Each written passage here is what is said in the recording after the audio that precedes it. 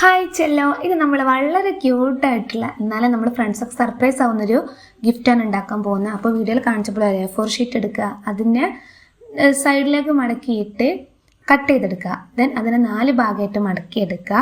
White പേപ്പറാണ് വേണ്ടത് ആദ്യം. പിന്നെ അതുപോലെ നമ്മളൊരു കളർ പേപ്പർ എടുക്കുക, മടക്കുക, വെട്ടുക. ദെൻ വീഡിയോയിൽ കാണുന്ന പോലെ 1 സെൻറ്റിമീറ്റർ ഗ്രീൻ പേപ്പർ കണ്ടില്ല, 1 സെൻറ്റിമീറ്റർ അളവിൽ നമ്മൾ എന്ത് ചെയ്യുക, മടക്കിയിട്ട് ഒട്ടിച്ചു കൊടുക്കുക.